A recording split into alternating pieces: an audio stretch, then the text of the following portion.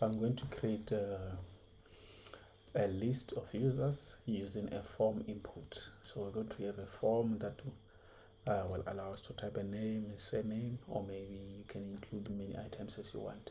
So we are still using the same program that we had. So I'm going to remove, let me remove this, and then we style it.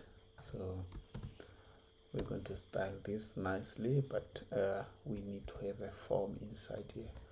So first of all, I'm going to use a form using what the useState to update an array that I'm going to do. So for that, first of all, we need to create a variable that will contain a list of users, which is this case I call it users, which is an array. So this array is going to contain it's going to be an empty array. So it's an empty array. So after I've done that, you can see we have users, and then we have set users. So meaning that this users is going to receive items inside here, many items inside here. Like we're going to say, okay, first of all, let's create a function that will set these users, that will set these users, a function that will receive this user value. Then we're going to say const, we create a function, add users, and then arrow function. Then now this thing, we needed to receive arguments, but we're gonna get to that later on. But for now, let's just set these items inside the set users. So we set users,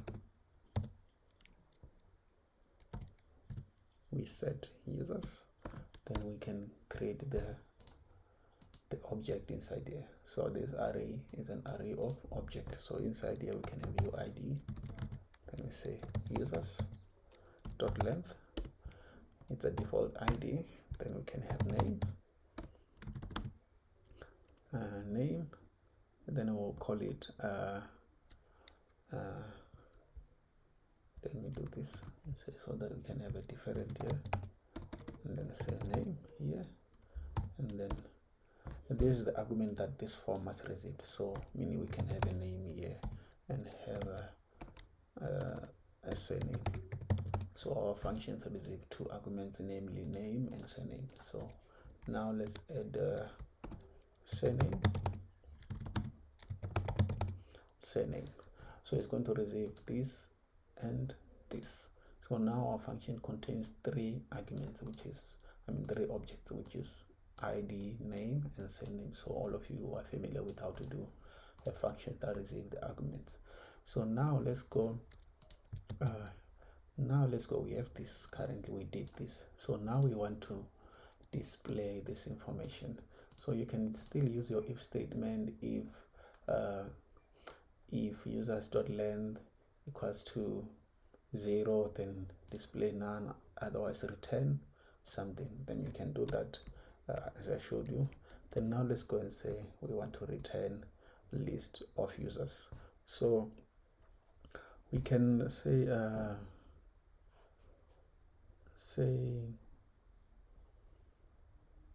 okay, let's just do a list. It's fine. We just use a paragraph. Let's say users.map, since we all know how to use a map function. Then now we can have p tag. So inside here we want to display name, and then we want to display action dot name, and then surname, you want to display surname, user surname. Then we can say action dot surname.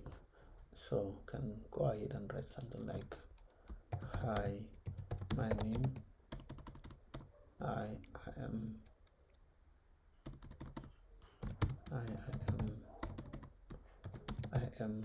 blah blah, whatever that you're going to insert inside here.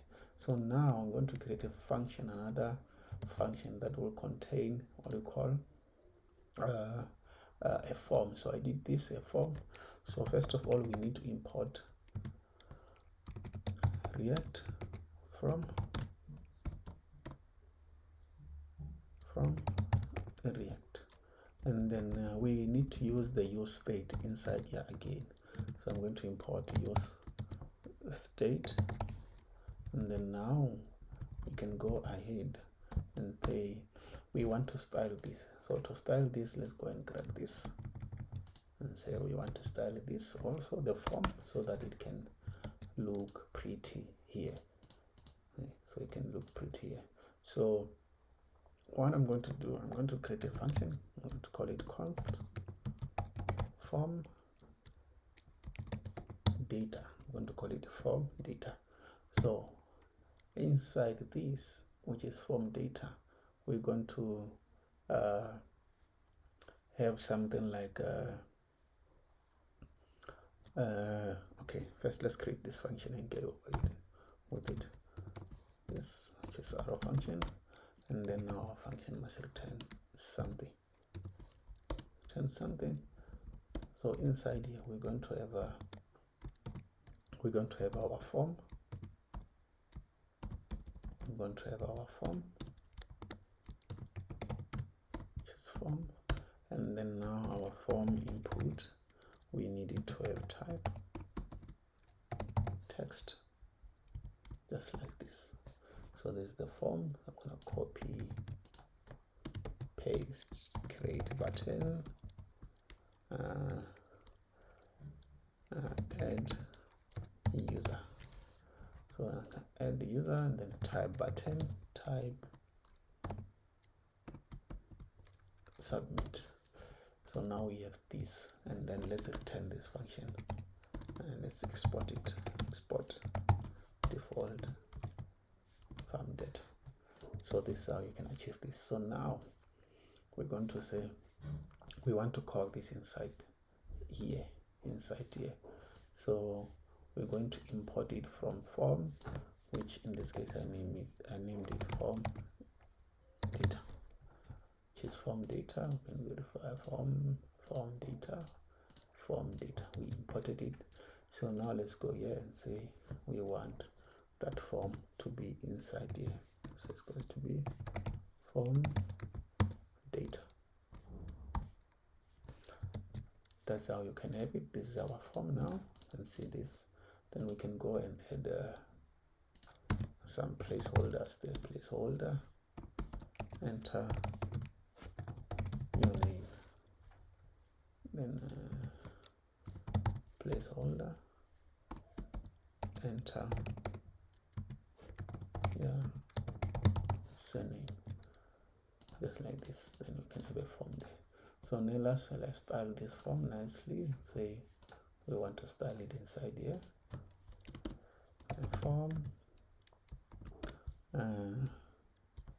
Want to style the form input. Okay, this border on px black solid. Style our form nicely, and then now we can go ahead and say we want padding. Let's say 2%. It's too big. 1%. This is our form, and let's go ahead and say we want the style sheet to also apply on the button. So we can say form button. So we want the button to have the same thing, and then let's go and say form button. We want it to have a background color blue. Let's change this color to be some blue. Doesn't look good.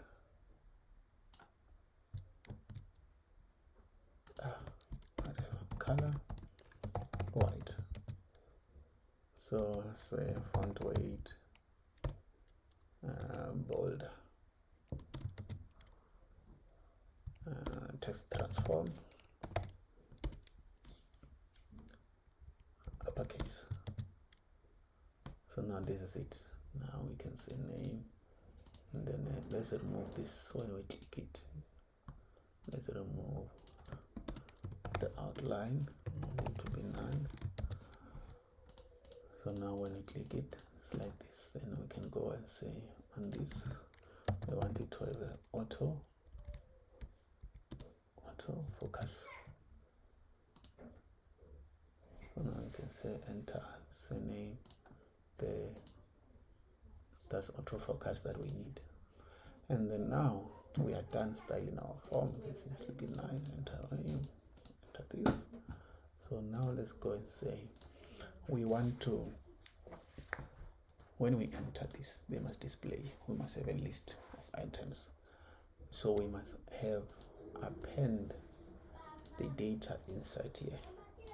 So to do this, we already have a function, add users, and then we have called this thing. Now this function, we wanted to receive an argument. So to receive that argument, we have what you call this function is the one that we want to call on the other page. So this copy, and we want to call this function in there. So our function currently will receive an argument, add users. So we can go ahead and say, okay, receive this. So now we can go ahead and use this, and then we add values inside this thing using this input. So now to get the values here, we want to get the values now. So to do that, we can start by saying, can say, okay, value, and then we'll give this thing anything that we want to give. But now we want to have a function here. Let's call it let's have a function inside here that will accept data, and then we can have a useState again. But let's first have useState const. Then const is going to be name, set name, which equals to useState. So useState, and then now we can have a const say name, set say name equals to useState, just like this. So now we have these variables that we want to set them to this. So when we enter this, we're going to change this, and then now we can go ahead and have a function to accept user inputs. Const submit data. I'm going to call it submit data, which we know is an arrow function. And then now we need to have this we can say add users. So our add users is going to receive these variables now, which is name and surname. So these are the variables that it must get, because we have what, in this case we have what, name and surname. So it must get these two variables. So let me stretch this, and then now we want to say on submit, we are calling what, our function, which in this case is submit data. So now we called it here, so meaning that when we click, this will happen, we'll add this. So to have this now, to have this added here, these things added here, we will go here, let's go here and say we use the onChange function. So our onChange function let's say, which is an arrow function. You can have an element here, element which you can use it anyhow, like maybe you want to prevent the default submission of your form. So in this case, we want to set a set name. We set in what? A name. Say e dot target dot value. So now we're able to get this value. This is how you get this value of the input. So we can say value equals to name. So by default we say this is equals to this, input is equals to this, but initially we know this value is it's empty, it's an empty string. But now we say when we click, we want to have what? This appended to this empty string. Then we can have this value that we need, and we put it inside here, inside there, then it works. So now even this one we're gonna do the same. Say value equals to the name, and then we say on change, then we have arrow function set name, which is e target dot value. We target in what? Values. So now this is how you can achieve this. Now we set this is how you can get form data and then append them to the state, and then your state can update what? Your array. You can update your array, then your array can be displayed here. You can do those functionality where you say if this array is empty, then display something. You can still do that. And then now let's say test it out and see if everything that we did is correct. So it's working very well.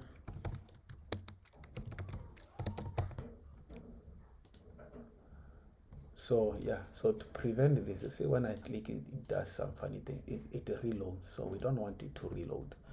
To do this, we have to set it to prevent default so that it doesn't reload.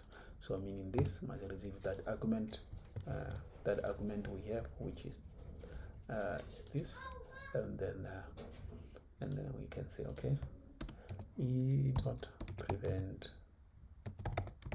default. So we say e dot prevent default, so meaning that we don't want this thing to reload when we say this thing. Then you see it stays there.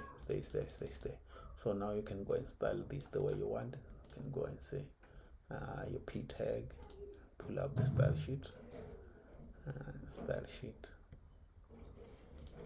pull up your style sheet and say the p tag and say background color gray, and then yeah, let's see how it works. Let's say it's gray, and then let's say width, we give it 50%. Then we'll say margin auto. Then we can go ahead and say margin auto. Then we get 2 here, so we can have some spacing in between, or we can add 5. Then select that, and then we can add padding. Say 1%. Add padding, and then now we can go ahead and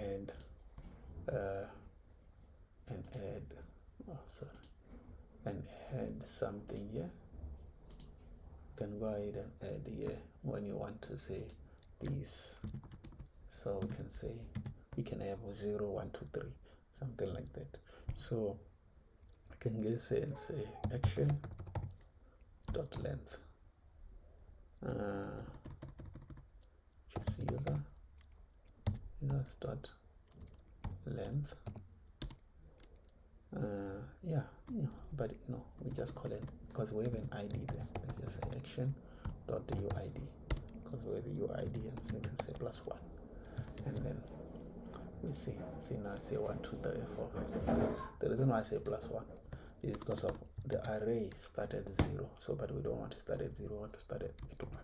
I add +1, so we can start at 1 2 3 up until, so we can have something like this, nicely done. Then you can have a dot there, see, something like that. Then you can go and then let's say 40%, 50%, okay, 48. Then you can see it's matching nicely. Then text align,